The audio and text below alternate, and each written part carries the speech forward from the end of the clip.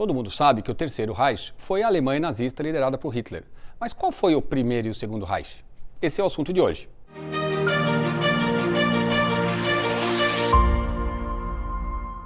Terceiro Reich foi um termo criado pelos nazistas que faziam a comunicação do partido nazista para dizer que eles retomariam a Alemanha como um grande império. Hitler, inclusive, dizia que eles durariam 1000 anos no poder. O segundo Reich foi quando a Alemanha foi unificada.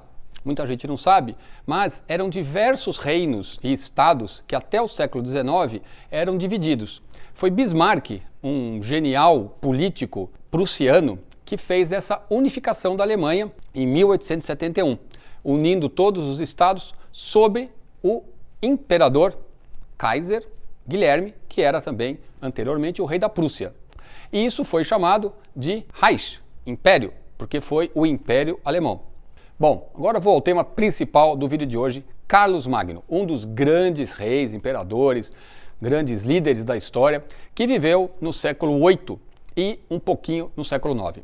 Carlos Magno era o rei dos francos. Francos originalmente era um povo alemão que migrou para ali o norte da França, o que é mais ou menos a região de Paris. Inicialmente eram os reis merovingios, porém esses reis eram muito fracos e passaram a ter um chefe do palácio, que eram os carolíngios, que vinha do nome Carl, né? Carlos.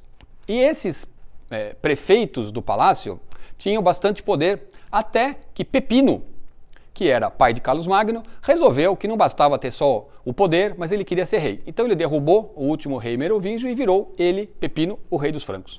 Carlos Magno sucedeu ao seu pai, expandiu enormemente o reino dos francos. Em 769, Pepino morre e Carlos Magno sucede então o pai como rei dos francos. Em pouco mais de 25 anos, Carlos Magno já tinha conquistado a Bretanha, a Bavária, a Lombardia e destruído os ávaros, ou avaros, que eram um povo que tinha vindo da Ásia e que atormentava o leste do que seria a França e um pedaço da Alemanha. Acabou com esses avaros, inclusive eles tinham um enorme tesouro, porque eram saqueadores, nômades, e esse tesouro, claro, foi todo ali para o reino de Carlos Magno e ele doou uma parte para o Papa, que naturalmente fez com que o Papa passasse a ser muito fã de Carlos Magno. Falemos então do Papa. Em 799, o Papa Leão III, andando pela rua numa cerimônia, foi atacado por inimigos. Na época, Roma era um covil de assassinos e famílias divididas. E ele foi violentamente ferido e inclusive levado preso. Alguns meses depois ele consegue escapar desta prisão. Junto com seus apoiadores, ele faz uma viagem de 1.400 quilômetros até encontrar Carlos Magno no lugar que hoje em dia é a cidade de Paderborn, que seria na Saxônia, na Alemanha de hoje em dia. Pois bem, Carlos Magno lá estava construindo um castelo e o Papa vai pedir ajuda para Carlos Magno, para que Carlos Magno o proteja e consiga que ele volte a ser imperador. Carlos Magno, então, apoia a solicitação do Papa e envia junto um exército que vai garantir que Leão III retome seu lugar como Papa. No ano seguinte, vai acontecer um dos eventos mais incríveis da história. Carlos Magno vai visitar o Papa em Roma para fazer um sínodo, uma reunião de bispos para julgar o próprio Papa, porque ele era acusado de uma série de crimes pelos seus inimigos.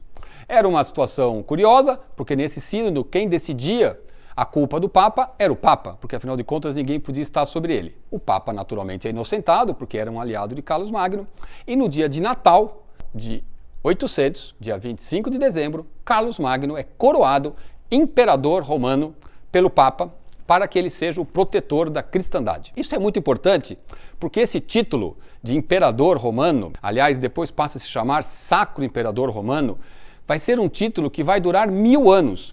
Até 1806 existiu um Sacro Imperador Romano. Não que isso desse muito poder para quem tinha esse título, mas foi alvo de muita disputa e muito importante.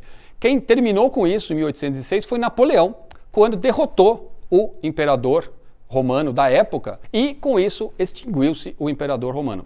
Mas Napoleão, imitando Carlos Magno, em 1806, se coroa imperador da França, imperador dos francos, na Catedral de Notre-Dame. Carlos Magno não é importante apenas pelo seu talento como guerreiro, como político e diplomata, mas também porque ele, que era um homem que não sabia escrever e não sabia ler, tentou aprender a ler e estimulou enormemente o crescimento intelectual. Ele financiou, apoiou e estimulou muito que monges em diversos monastérios no grande império que ele administrava fizessem cópias de textos antigos, de tudo que tivesse ao alcance para ser copiado, para garantir que aquilo permanecesse, e eles usavam um couro feito de pele animal, o que garantia uma durabilidade muito maior. Outra coisa importante é que ele fez ser desenvolvida uma caligrafia nova, uma caligrafia que era mais arredondada e muito bonita, para permitir que mais pessoas entendessem, porque antes muita coisa era literalmente garrancho. Essa letra,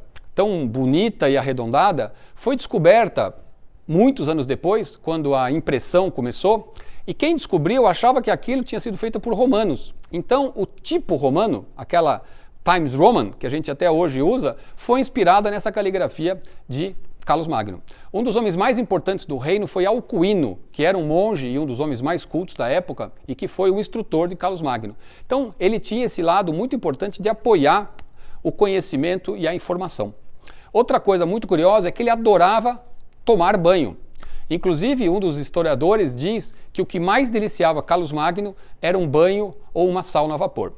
Ele tomava banho todos os dias. Talvez até isso explique por que ele teve uma vida tão longa, mesmo estando sempre em guerras e comendo da maneira como eles comiam naquela época. Carlos Magno morreu em janeiro de 814 e foi sucedido pelo seu filho mais velho, chamado Luís, e que ficou conhecido como Luís o Piedoso.